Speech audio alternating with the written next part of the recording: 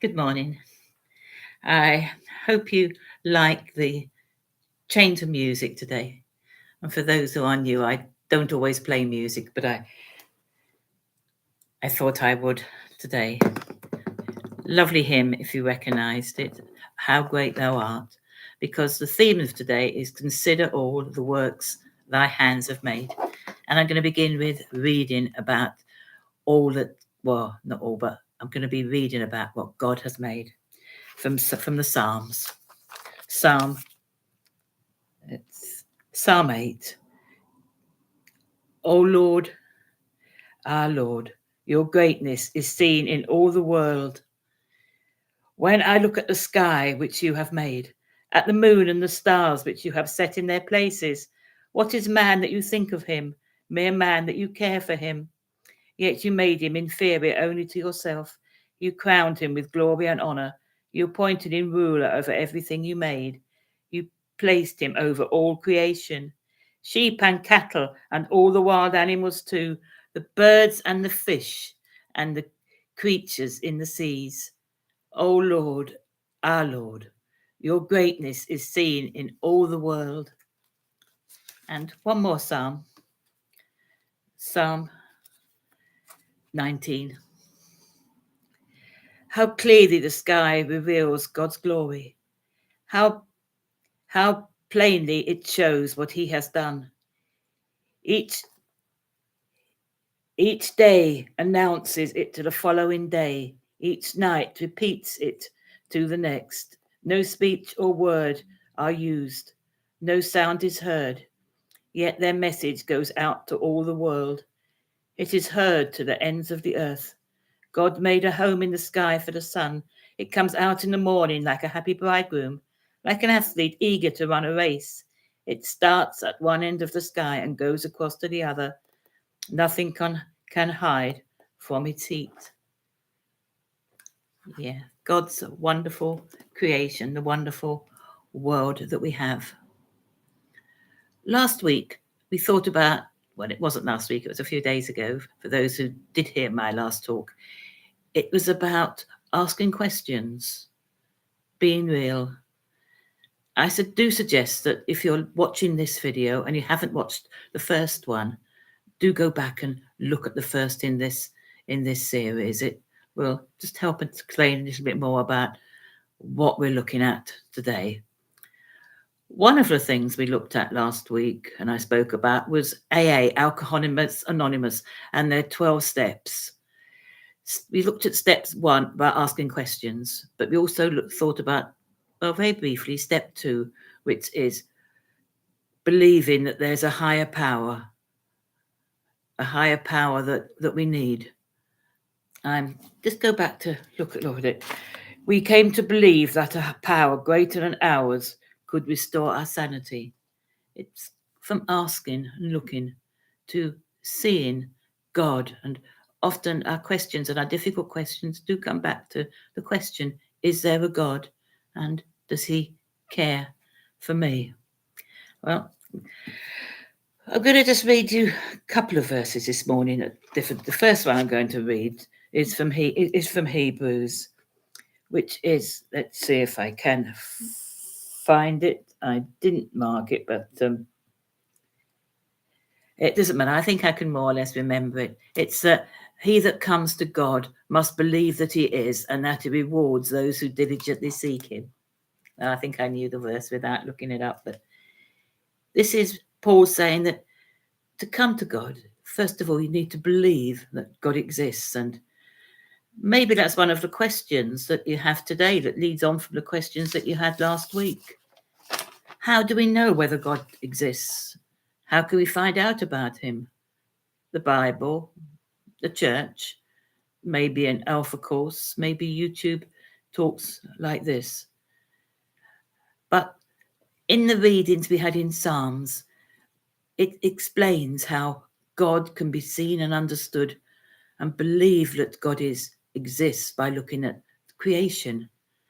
I don't know if you like looking at these nature programs. I love these ones like the Richard Attenborough series, The Blue Planet, and I don't know if it was a Richard Attenborough one. I watched one recently called Spy Creatures in the Ocean, and after and more recently one called A Year in the Life of Our Planet. And it's so absolutely amazing.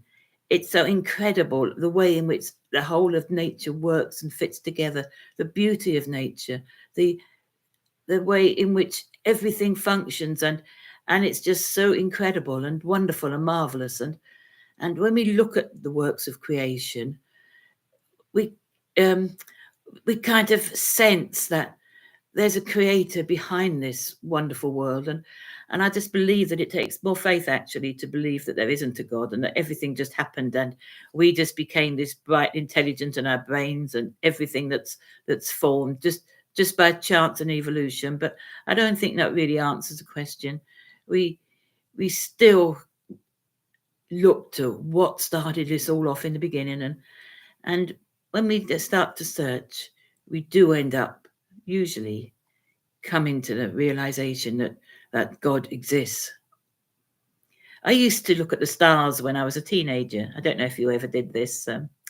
Just used to walk out at night and wander around looking up at the stars. I was so pleased to be able to be out in the evening and growing up, and I had questions. Last week we thought about having questions, and it's okay to have questions. And my questions was, is there anybody up there? Does God really exist? How did all these stars come into being? There was just so much, but I believed in my heart that there must have been a God, but I didn't really know him. I didn't really know who this God was and the creator. To me, it was a power that created everything, not personal. Just as we can believe that in King Charles, we believe that there is King Charles and Queen Camilla, but we don't know them, not personally. We know of them. And there's a verse which, that verse that I think I might have looked at in Romans, where it says that ever since God created the world, his invisible qualities, both his eternal power and his divine nature, have been clearly seen. They are perceived in the things that God has made. So these people have no excuse at all. They know that God, but they do not give him the honor that belongs to him. I would suggest, although it says that they know God, it's rather more that they know of God. They don't have a personal revelation of God, but they know that that he exists, and that's the first step. That's the step but it's step 2 in Alcoholic Anonymous. Bit of a tongue twister, that, isn't it? But let's see if this series is about considering, it's about reflecting and asking questions. Can we know God in a personal way? How do we get to know God like this? Ask questions.